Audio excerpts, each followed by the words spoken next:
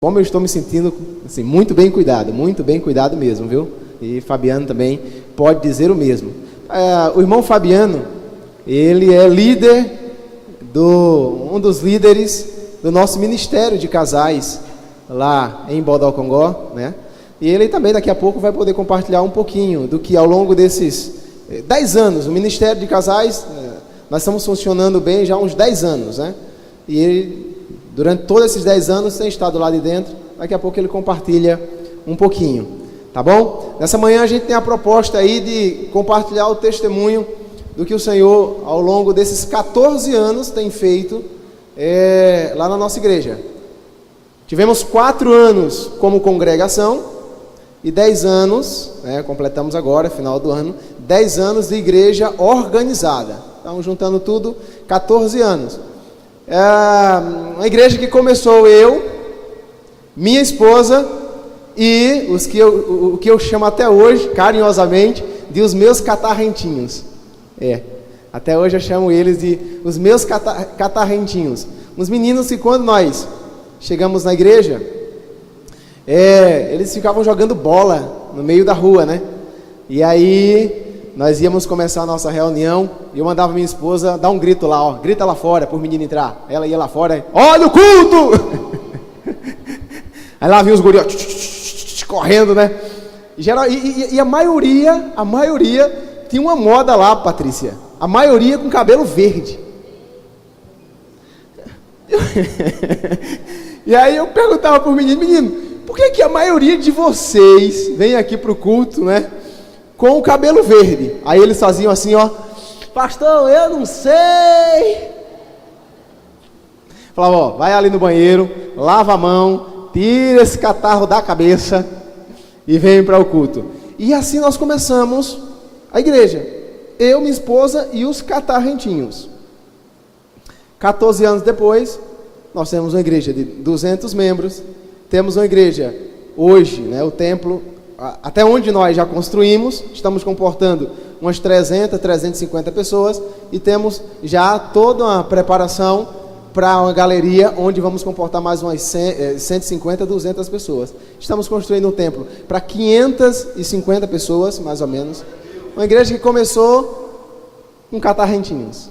Sou apaixonado pelo trabalho com crianças, sou apaixonado. Até hoje, nós temos assim algumas atividades com crianças na igreja que eu não abro mão. Nós temos uma escolinha de futsal, onde temos em torno de umas 80 crianças. Nós temos um ministério chamado Soldado de Cristo, tem mais umas 40. Tínhamos um ministério Karatê Missionário, que é uma porrada. E assim, diversas estratégias. A igreja é moderna, né, Zé? A igreja é moderna, trabalha essas estratégias sem perder, lógico, né? A boa doutrina, sem perder a boa pegada bíblica. Então nós temos essa liberdade dentro da igreja de Nazareno, de trabalhar essa dinâmica com esporte. Então às vezes o pessoal passa lá na frente da igreja, vê os guris lutando karatê dentro da igreja, irmão, Aí sim, para alguns meio que choca, né? Chocava. Alguns religiosos mais tradicionais até se chocavam. Só que, e lá no começo, né?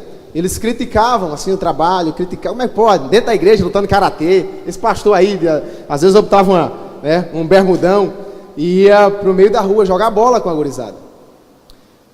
Havia a crítica, mas lembra do que eu falei ontem aqui? Convicção, tem que ter convicção do que você está fazendo para a glória de Deus. Havia muita crítica, não sei como é que tem karatê na igreja, como é que tem futebol, como é que tem isso, como é que tem aquilo. Esse negócio realmente é de Deus? Os fariseus diziam, né? Os fariseus. Mas eu aprendi uma frase, né, que carrego para o resto da minha vida. A verdade é filha do tempo. A verdade é filha do tempo. Você está convicto de que você está fazendo a coisa segundo a vontade de Deus, na direção do Senhor, né? Está convicto disso? Fica tranquilo. O tempo vai se encarregar, ok, de mostrar que realmente Deus é com você. De que realmente o que o Senhor colocou no seu coração, Ele se responsabiliza e Ele vai cumprindo. E aí passamos o tempo, e aí muitos fariseus da época, muitos religiosos que metiam um pau, né? Hoje passam e dizem, glória a Deus, ô igreja maravilhosa. Como Deus tem sido grande, né, pastor? Entende? Então, cara, tem que ter convicção. E nós vamos nessa manhã poder compartilhar um pouco mais, certo? Desses feitos do Senhor, ok? Quero ser bem enfático nessa expressão, os feitos do Senhor na igreja do Nazareno em Bodocongó. Não é feito do pastor André, não é feito de um irmão Fabiano, não é feito de uma liderança, são feitos do Senhor. Nós somos instrumentos nas mãos de Deus, né? E realmente Ele continua usando um povo ousado a expandir o seu reino, ok? Em todo lugar. O vídeo tá legal aí? Tá pronto aí? Faz o seguinte, tu coloca primeiro que tem, ó, não o outro, do projeto não, o outro. Nós temos um vídeo que nós preparamos ali para o aniversário de 10 anos da igreja organizada. 10 anos, fizemos dezembro do ano passado. Pronto, esse vídeo aí. Desse vídeo vai mostrar algumas fotos. Esse é um templo, é o nosso templo alugado, quando nós estávamos pagando aluguel, ok? E onde começamos todo o trabalho com os catarrentinhos. Aqui, ó. Vamos lá.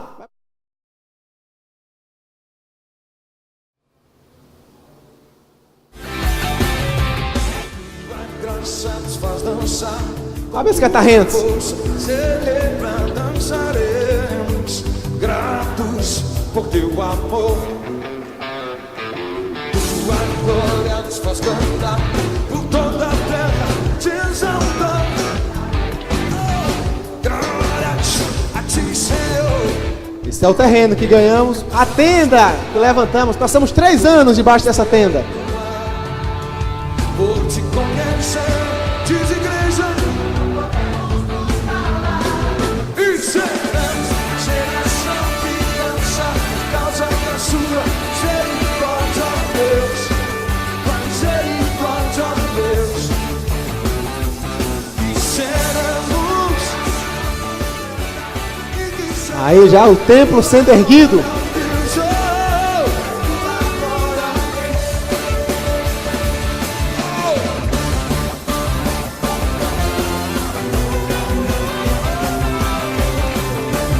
Ok, hoje nós estamos assim, ó. Jesus, tua graça nos faz dançar com toda a força, dançaremos gratos. 9 metros de altura, gente, esse negócio aí. Tua glória nos faz cantar por toda a terra, te exaltar, Jesus, glória a ti, Senhor. Quero transbordar por nos perdoar, por te conhecer, não podemos nos calar. E será Ok. Show. Bom, então esse, ok? Aí tem umas fotos, né? Desse nosso processo de crescimento. Nossa igreja está, como vocês viram aqui por último, né? Nessa fase ainda a estrutura sem o grande acabamento que nós pretendemos fazer, que é justamente o próximo vídeo agora, a maquete que nós preparamos, tá? Nós pretendemos, nesses próximos anos, chegar aqui, em termos de templo, né? Em termos de espaço físico.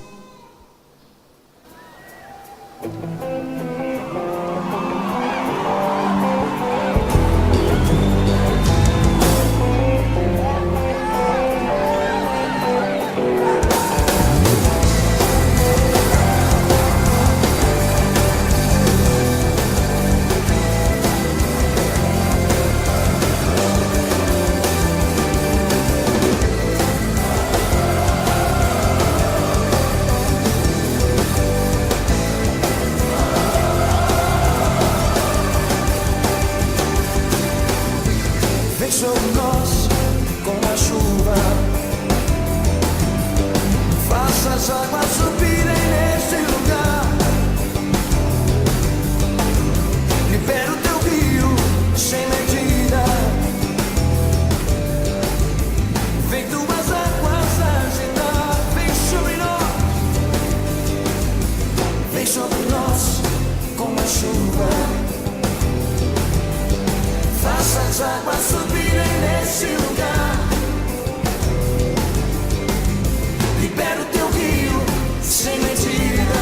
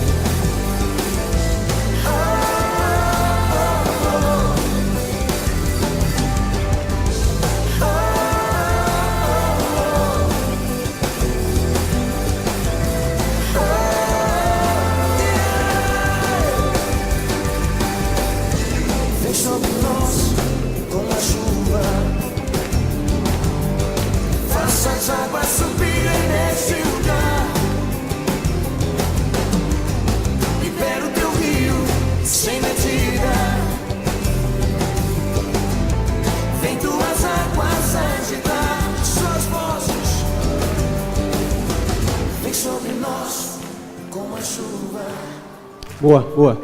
Ok, pronto, somente até aí. Meus irmãos, para a gente chegar aqui hoje, né, nós estamos com mais ou menos aí 60% a 70% de tudo já concluído. 60% a 70% de tudo já concluído. Para que, de fato, a gente veja, né, tanta coisa linda acontecendo, tem toda uma estrada, tem todo um caminho, certo? Tem todo um processo, ok? E é justamente sobre esse processo que eu gostaria de compartilhar com vocês agora. Como que uma igreja que começa só com menino, só com catarrento, sem recurso financeiro nenhum, cresce hoje, constrói uma igreja para 500 pessoas. Os catarrentos de antes, hoje, é o eletricista da igreja, é o professor da igreja, é o líder de louvor da igreja, sabe? Tem todo um processo, todo um acompanhamento, toda uma mão de Deus. E eu gostaria de endossar todo esse testemunho aqui, trabalhando com vocês um texto bíblico que tem inspirado muito o meu coração nesses últimos anos. 2 Reis, capítulo 5. Nós vamos passear um pouquinho em cima dessa porção da palavra de Deus, ok? E dentro do nosso testemunho, 2 Reis, na verdade o capítulo 6,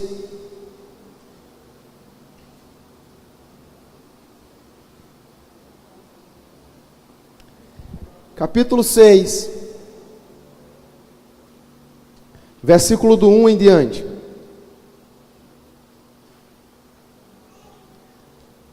Diz assim a palavra. Quem achou, diga amém. Os discípulos dos profetas disseram a Eliseu: eis que o lugar em que moramos com você é pequeno, demais para nós. Vamos até o Jordão, tomemos de lá cada um de nós uma viga e construamos um lugar para morar. Ele respondeu: vão. Mas um deles disse: tenha a bondade de ir com estes seus servos. Eliseu disse: eu irei. E foi com eles. Quando chegaram ao Jordão, cortaram madeira. Aconteceu que enquanto um deles derrubava um tronco, o machado caiu na água. Ele gritou: ai, meu senhor! O machado era emprestado. O homem de Deus perguntou: onde caiu? Ele mostrou-lhe o lugar. Então Eliseu cortou um galho, jogou na água naquele lugar e fez o ferro flutuar. Então disse: pegue-o. O homem estendeu a mão e pegou o machado. Eu tenho me debruçado nessa palavra nesses últimos anos. Que ela tem sido assim, inspiração realmente para o meu coração, inspiração, certo, para a minha vida, para a vida da igreja, para a gente de fato poder expandir. Nós temos nesse texto bíblico algumas lições assim extraordinárias de ministério frutífero, ministério que expande, ministério que avança, certo? Eu gosto muito dessa expressão lá na igreja: avanço. Meu negócio é avanço. Quem olha para mim, né? Esse é o pastor, avanço. Tudo que o pastor André fala é avanço. O desodorante que usa, avanço. Se tem perfume, se tem shampoo, avanço. Eu compro também. Eu gosto dessa temática. Avanço. Nós somos chamados para avançar. Amém ou não? Avançar. Tem que ir para frente. O negócio é ir para cima. O Senhor nos chamou para isso. E as portas do inferno não prevalecerão contra a igreja do Senhor. Creio nessa verdade. Por onde nós formos, se tivermos essa pegada, se tivermos no nosso coração essa verdade fincada de avanço, realmente nós vamos avançar. Nós não vamos ficar olhando para as nossas limitações, a nossa cidadezinha, o nosso povinho, os nossos catarrentinhos. Não vou olhar para as minhas limitações, o nosso pequeno recurso financeiro. Não vou focar nisso. Eu vou focar em um avanço. Porque o Deus que me salvou, o Deus que me chamou, Ele me chama para avançar. Meus irmãos, um ministério frutífero é um ministério, primeiro, tem visão. Tudo começa com a visão de crescimento. Visão de crescimento. Olha para esse texto aqui e vê bem. Quis profetas de visão, gente. Quis cara de visão. Essa é uma escola de profetas, liderada por quem? Por Eliseu, o grande profeta Eliseu. Determinado momento, os alunos do Eliseu chegam para ele e diz: pai, o negócio é o seguinte, velho. A casa está pequena. Pai, a casa está pequena. Precisamos de uma casa maior para os nossos profetas. Em outras palavras, eles estão dizendo o quê? Pai, vamos avançar. Pai, vamos ampliar essa visão aí. A casa está pequena. Vamos avançar. Vamos expandir. Vamos perceber aqui o que a gente precisa para expandir a nossa casa. Não vamos ficar limitados porque aqui não está dando mais. E chega um momento, e tem que chegar, aleluia, o momento que a igreja está pequena e a gente tem que aumentar. E a gente tem que aqui para trás. E a gente tem que fazer algo maior. 14 anos atrás, começamos o trabalho com a igreja pequena. O nosso, em termos de espaço físico. Oxi, isso aqui já foi depois da nossa terceira reforma, né, Fabiano? Nós começamos a igreja, era mais ou menos dessa coluna aí, dessa coluna até lá a porta. Né? Para eu, minha esposa e os catarrentinhos, estava bom demais, estava fera demais. E aí a parte de trás da igreja era um barracão feio pra caramba, tudo quebrado. A gente usava aqui, né? E lá atrás, aquele barracão feio, todo quebrado, servia às vezes para os nossos meninos irem lá fazer um xixi, assim. Nem banheiro tinha, não tinha banheiro, tinha nada. E esse aqui era um barracão que quebrado, feioso. Esse aqui era um pouquinho mais bonito, onde a gente fazia o culto. E detalhe, nesse local, nós não pagávamos um centavo, porque a gente não tinha dinheiro para pagar.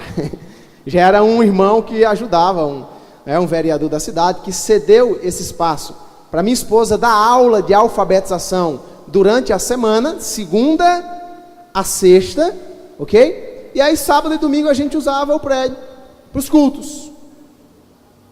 Passou o tempo, as aulas de alfabetização acabaram. A igreja não podia parar, porque além dos catarrentinhos, já tinha umas 2 senhoras, aleluia! 2 senhoras converteram, bênção, dona Dedé e dona Gabriela, estão conosco até hoje, são um patrimônio tombado da igreja. 2 mulheres fera. 2 senhoras maravilhosas, gente. Sabe aquelas senhoras assim que você fala, o maná do céu, né? Maná, aquelas senhoras que cuidam da gente, que trata a gente com respeito assim enorme, que somos o pastor, mas ao mesmo tempo nos trata como filhos, entende? Que manda aquele cuscuz maravilhoso pra gente, aquela batata lá para casa, né? Cuida do pastor, que é uma benção. As 2 senhoras converteram. Então o culto agora era assim, ó, tinha aqui os catarrentinhos de um lado, as 2 senhoras aqui do outro lado. De repente os catarrentinhos ficavam perturbados, vinham para cá e a senhora dava cascudo neles. Senta aí, menino!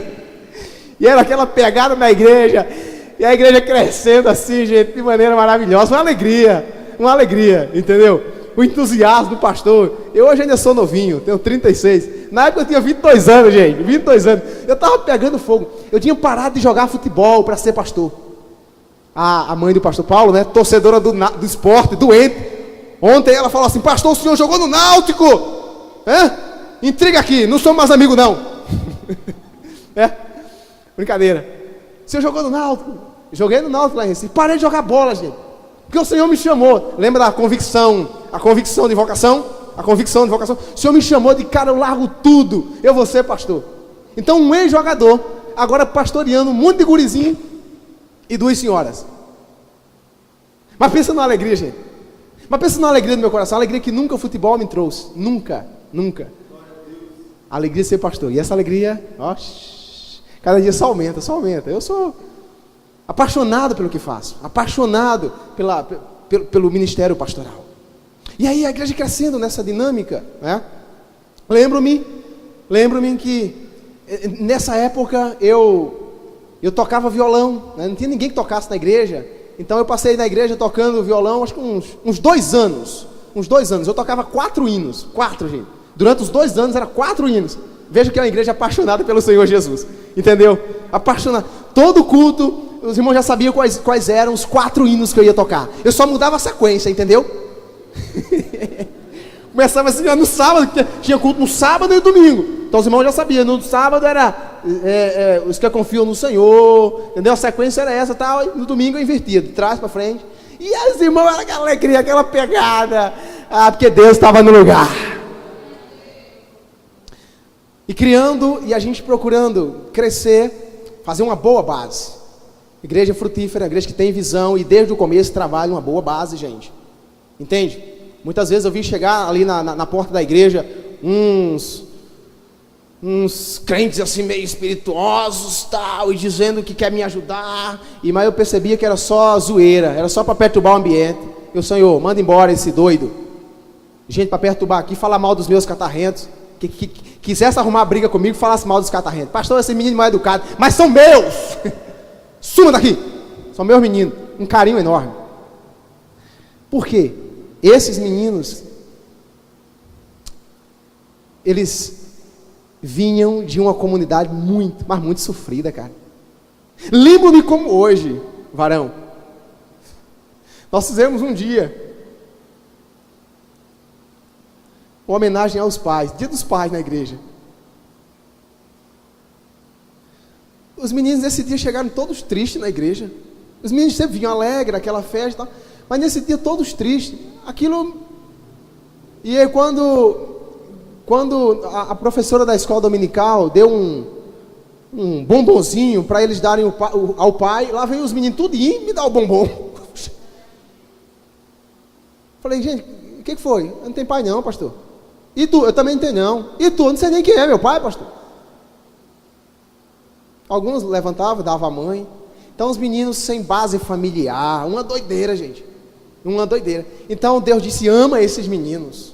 Ama, cuida deles. Então eu criei um amor muito grande pelos meus catarrentos. Ai, quem falasse mal deles. E a gente foi criando uma cultura de educação, entendeu? Eles chegavam na igreja, o que eles traziam era a cultura de casa. Então rebeldia, chamava palavrão, entendeu? Um passava, chutava a cadeira, pá! Daqui a pouco a gente foi educando esses meninos. Educando, amando. E esses meninos foram crescendo. Lembro-me que eu tocava 4 hinos na igreja, né? Eu falava, Senhor, tem esse monte de guri, não toca nada. Essas 2 senhoras, uma passava o culto dormindo e a outra cutucando. Acorda, mulher. Manda um jovem para cá, para ajudar a gente no louvor. E aí eu sempre passava na rua, e façam isso. Eu passava na rua, e por onde eu passava, pegava a cabeça dos guris assim. Vem cá. Tu, jovem, vem cá. Pegava a cabeça dele assim, ó. Botava a mão na cabeça e dizia, Jesus, te liberte. E Jesus te leve lá para a igreja para estar conosco. Os guris riam de mim. Pastor, eu estou aí numa doideira tão grande, usando droga. Não, sai dessa. E eu passava profetizando sobre a vida deles. Mas vocês vão mudar, cara. Vocês vão estar comigo lá na igreja. E lembro-me de um jovem chamado Jonatas. Na época ele tinha seus 13 anos. E eu passava e colocava a mão na cabeça dele. E ele, pastor, sai fora. Quero ir nada de igreja. Eu falei, você vai converter, você vai para a igreja e você vai me ajudar no louvor lá. E um dia estou eu pregando para os guris, para as senhoras. Chega quem? Jonatas. Ele entra, senta lá no final e eu prego. No final do culto, ele, naquele dia, aceita Jesus. Vem para frente. A gente ora por ele. Ele sai, né, daqui a pouco volta para os próximos cultos. E realmente todo entusiasmado para me ajudar no louvor. Guri inteligente pra caramba. Já pegou uma panderola, entendeu? E já começou a tocar a panderola e eu tocava o violão. E aleluia. Aí um dia, uma senhora da igreja, uma senhora, Dona Beta, ela disse, pastor, venha cá. Aconteceu uma coisa assim, muito séria. Sabe o Jonatas, esse menino que está chegando na igreja, está tocando na panderola. Esse menino foi lá em casa, ontem à noite, e roubou o meu perfume da Boticário. Falei, foi mesmo. Foi. Perfume da Boticário, pastor. O que a gente faz com esse menino? É só conversar com ele. Eu chamei ele na igreja. Eu falei, senta aqui, infeliz. É que tu faz uma coisa dessa, tá com a gente aqui na igreja, e vai lá na casa da irmã Beta, roubar o perfume dela. Elô, pastor, a fraqueza. O senhor sabe a minha vida doida que levei aí no mundo, roubando e droga. Deu uma fraqueza, o cara lá me chamou e o guri começou a chorar, o pastor Paulo. Começou a chorar. E aí quebrou o coração do pastor, né? Tá arrependido? Ele falou, tô arrependido demais, pastor. Tô muito arrependido, nunca mais eu faço isso. Eu, então, vem cá, me dá o cabeção aí, bota a cabeça aqui. Senhor, perdoa o pecado desse infeliz, amém, levanta. E agora a gente faz o que, pastor? Eu falei, vamos lá na casa da irmã Beta, você vai pedir perdão para ela, entendeu? E se tiver alguma coisa aí que precisar pagar, deixa que eu pago. Ele falou, pastor, o senhor vai me dar esse crédito de confiança? Eu falei, vou, vamos lá. Agora a irmã Beta era braba pra caramba. Sabe aquelas baixinhas paraibanas? Braba, que só um siri, gente. Eu falei assim, ó, a casa da irmã Beta ficava na rua da igreja, né, Fabiano? Na rua da igreja. E aí eu falei, ó, nós vamos lá na casa da irmã Beta agora. Tu conhece a irmã Beta, né, infeliz? Tu sabe que a irmã Beta é braba. Então eu entro, tu vem atrás, tu entra também, mas deixa a porta aberta. Qualquer coisa a gente dá uma carreira. E nós entramos. E começamos a conversar com a irmã Beta. Irmã Beta, esse menino roubou seu perfume, ele confessou. Mas esse menino está arrependido e falou que tem aprendido na igreja, que não deve roubar e ele quer ficar com a gente. O que a senhora diz? A irmã Beta, uma mulher de Deus, ela abraçou o menino já estava chorando, catarro descendo.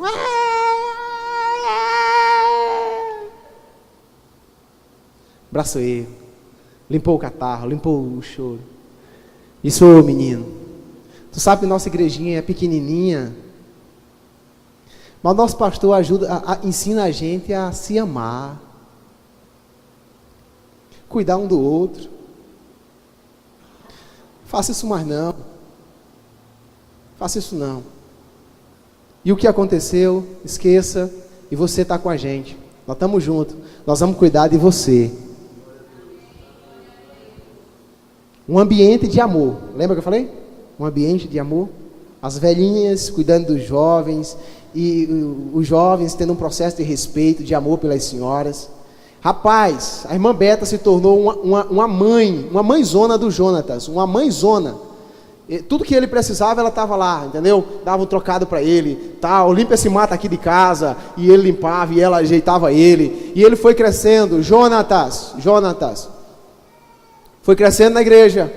Jonatas casou com uma linda mulher da igreja. Jonatas hoje tem um lindo filho. Jonatas hoje é um dos líderes da igreja. Jonatas é um homem muito respeitado na comunidade. Alguém apostou em Jonatas, a irmã Beta. Entende? Criar esse ambiente de amor, ter essa visão, sabe, de crescimento, trabalhar para que esse crescimento aconteça da maneira mais sadia possível. Eu vou falar aqui acerca de crescimento de espaço físico, de parede, mas isso não é o principal. O principal é o nosso povo. O principal é o nosso ambiente, o principal é a nossa relação de respeito dos mais velhos com os mais novos, o principal é esse cuidado, essa interação, isso é o principal. Na medida que a gente cuida aqui de pessoas, na medida que a gente se cuida, certo? Deus naturalmente faz isso aqui expandir, é ou não é? Faz. E Ele fez, e a igrejinha que era aquilo ali, depois de uns 2 anos de congregação, nós aumentamos para aqui, aleluia. Já tinha o Jonatas, que trouxe um outro jovem, que trouxe um outro, e que os catarrentinhos estavam crescendo, e que as senhoras estavam assim, naquela pegada, e trouxeram outras senhoras. 2 anos para cá, daqui a pouco 4 anos, congregação, já chegamos para cá, aquele barracão velho que tinha lá atrás da igreja, a gente foi só ampliando, melhorando tudo, e a igreja crescendo. 4 anos de congregação, organizamos, né? Depois da organização, passamos mais alguns anos nesse prédio, e aí Deus nos deu um presentaço. nós começamos a orar por um terreno. Nós começamos, Senhor, nos dá um terreno. Essa casa aqui está pequena, lembra dos profetas? Está pequena, Senhor. Já aumentamos para onde a gente podia aumentar, não tem mais para onde crescer. Aqui não tem mais. E detalhe, isso aqui é alugado, isso aqui não é nosso, nós queremos algo nosso, Senhor. Nós queremos um terreno para a gente construir uma grande igreja, para a gente abraçar o maior número de pessoas nessa comunidade. Senhor, dá-nos um terreno, dá-nos um terreno. E a oração de um justo pode muito dos seus efeitos. A igreja que ora, o Senhor faz. A igreja que tem visão, Deus opera, o Senhor atua. Daqui a pouco chegam os irmãos da igreja dizendo: pastor, nós temos 2 terrenos ali, né, próximo a 600 metros daqui. Nós temos uns terrenos, e esses terrenos estão doados para a igreja. Terreno de 540 metros quadrados. 540 metros quadrados, que é justamente onde nós estamos hoje, que é justamente onde nós estamos construindo a igreja para 550 pessoas. Aparece, pastor Paulo. A gente tem a visão, Deus faz a coisa acontecer. Daqui a pouco o nego diz assim: pai, não vejo a coisa acontecer. Lógico, você não tem visão. Lógico, você está acomodado, entende? E aqui na sua redomazinha, cara, é tempo da gente ampliar a nossa visão e dizer: a casa está pequena, e chamar quem precisa ser chamado para a conversa. Os profetas dizem para Eliseu: Eliseu, vem cá, Eliseu, vamos fazer aqui algo para expandir esse negócio. Está pequeno, está pequeno. E aqui, aleluia, já está pequeno. Vamos na visão. Primeiro, tudo começa na visão. O terreno chegou. O terreno chegou. Nós cercamos o terreno, pastor Paulo. E começamos a orar a Deus. Deus, agora nos dê o recurso para a gente construir essa grande igreja. Nos dê o recurso, Senhor. O terreno já está lá. A gente sempre foi uma igreja financeiramente muito limitada. Uma igreja só com catarrento. Nessa época aí, os catarrentinhos já estavam adolescentes, né? Mas os guris não trabalhavam ainda. As senhoras, uma aposentadoriazinha, entendeu? Uns outros que chegaram limitados demais financeiramente. Nós, com nossa limitação financeira, mas o nosso Deus não é limitado. Pastor Paulo falou aqui ontem: Ele é o dono do ouro e da prata. Ele é o que faz a coisa acontecer. Então, não dá para a gente ficar focado nas nossas limitações financeiras. Na época, o que a gente tinha, em termos financeiros, pagávamos o aluguel desse prédio aqui, e a igreja me dava uma ajuda de custozinho assim, mas bem rasteira mesmo, porque eu ainda trabalhava secularmente, porque não tinha condições. A igreja com muita limitação financeira, muita mesmo.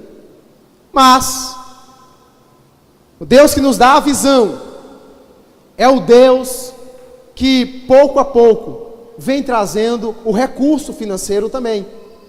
Ele nos deu o terreno. Eu disse: Senhor, nos dê o recurso aí. Deus disse: tem umas estratégias para vocês trabalharem e levantarem o recurso para a construção dessa igreja.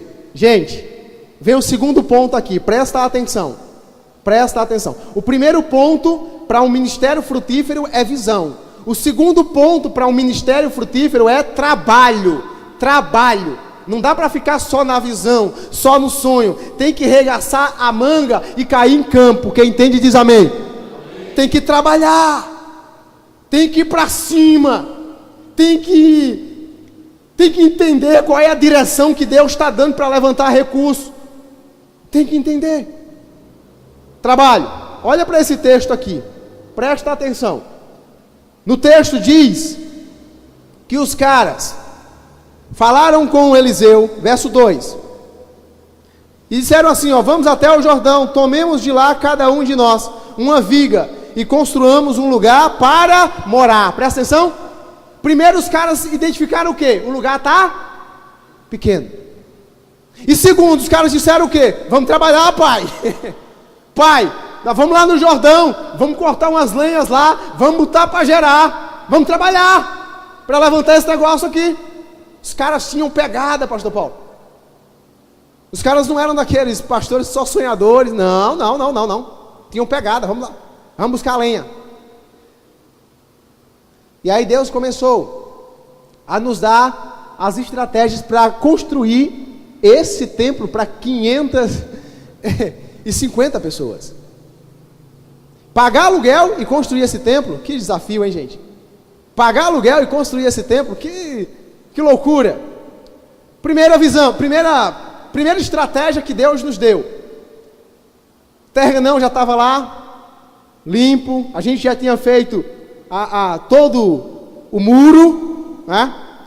E aí um dia chegou um doido lá em Campina Grande chamado missionário Joséildo. Eu não sei quantos de vocês, é doidão, Aí ele me viu assim, né, molecote, assim, nessa pegada para São Paulo e tal, mostrei o terreno para ele, meu irmão, isso aqui, o terreno fica de frente assim, ó, para um condomínio maravilhoso, por trás tem outro condomínio, do lado estão construindo um shopping.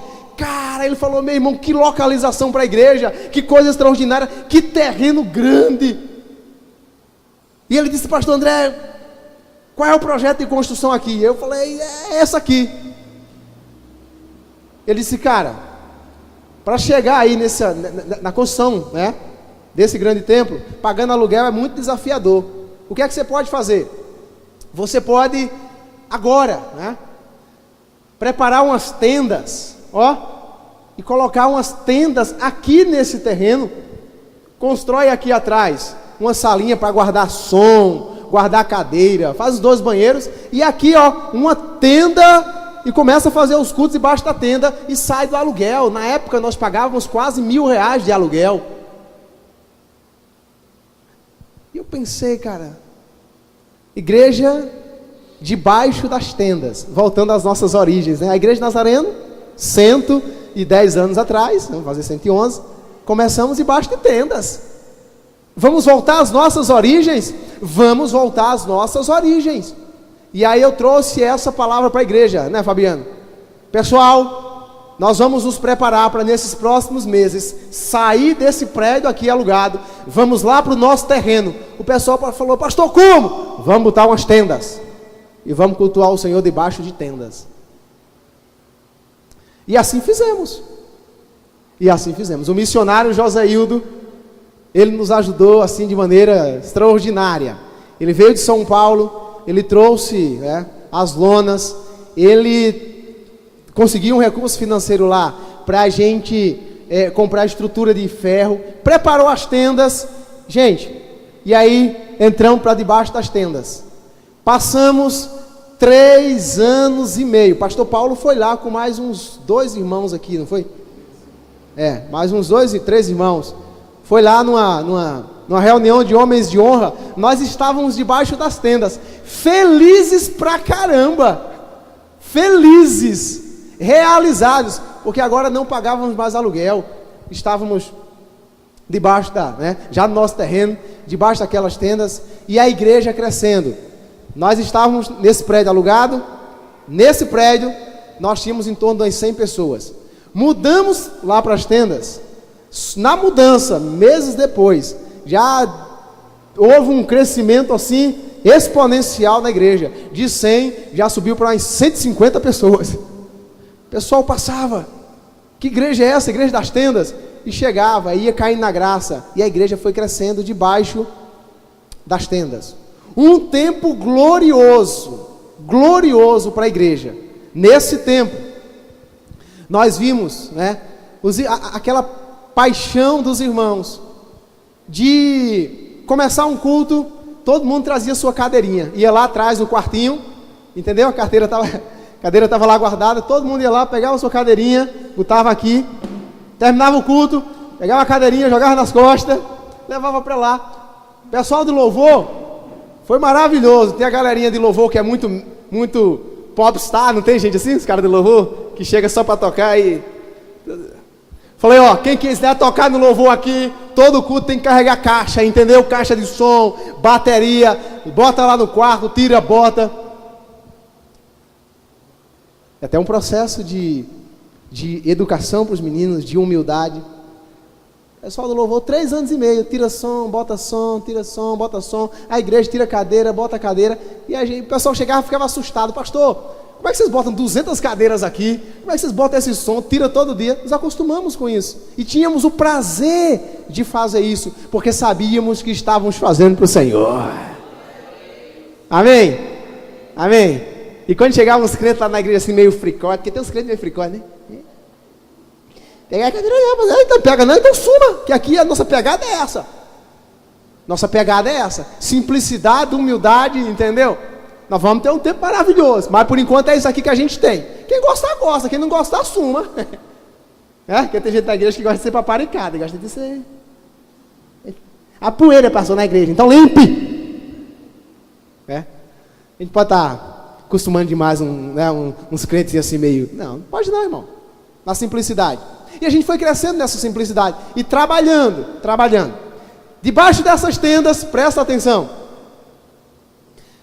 Não estavam pagando mais aluguel, já tínhamos R$1.000 para ir guardando para construir esse templo. Mas só a primeira etapa para a construção daquele templo, só a primeira etapa, que era a etapa da colocação da estrutura de pré-moldado e do telhado, só a primeira etapa, a estrutura, os pilares e telhado, só isso. Nós tínhamos o desafio de levantar R$60 mil. R$60 mil. Bom, eu disse, Senhor, como é que a gente vai levantar R$60 mil só para essa etapa, sem botar tijolo, sem botar nada? Aí, Deus nos deu a seguinte estratégia. Tem lá em Campina Grande um evento chamado a Consciência Cristã. Quem já ouviu falar? A Consciência Cristã. Esse evento tem a duração de 7 dias. Período de carnaval, né? 7 dias. Lembro como hoje. Eu chamo ele de um mago velho, mas ele tá gordo pra caramba, né? Ele era bem maguinho, era bem maguinho, assim como o pastor dele, mas agora ele tá muito gordo. Ele e eu fomos no primeiro dia desse evento com uma caixinha de água mineral. Uma caixinha de água mineral. Colocamos lá e começamos a gritar: olha a água mineral. Ele e eu. Nessa noite, na quinta-feira, vendemos umas 20 águas mineral, né? Juntamos R$20 para R$60 mil. Tem 20. Aí no outro dia voltamos para lá, ele e eu. Mais uns R$25. Terceiro dia, a igreja nos viu fazendo isso. A igreja toda nos viu fazendo isso. Alguns irmãos foram chegando também. No terceiro dia, no sábado, né, Fabiano? Nós vendemos em torno de R$500 de água. No terceiro dia. No quarto dia, vendemos, já subiu para quase R$1.500. Acabou toda a água, eu peguei os R$1.500. Os R$1.500. Deu uma saidinha, os irmãos estavam tudo felizes. Pastor, para R$60 mil, a gente já tem R$1.500, aleluia! E eu sempre empolguei os irmãos. Eu nunca olhava por R$60 mil, né? Fabiano é prova disso. Lá na igreja, eu sempre dizia assim: irmãos, R$60 mil é o desafio, né? Só falta, ó. A maneira de você falar muda tudo, é ou não é? Só falta 58.500, gente. Que coisa fera.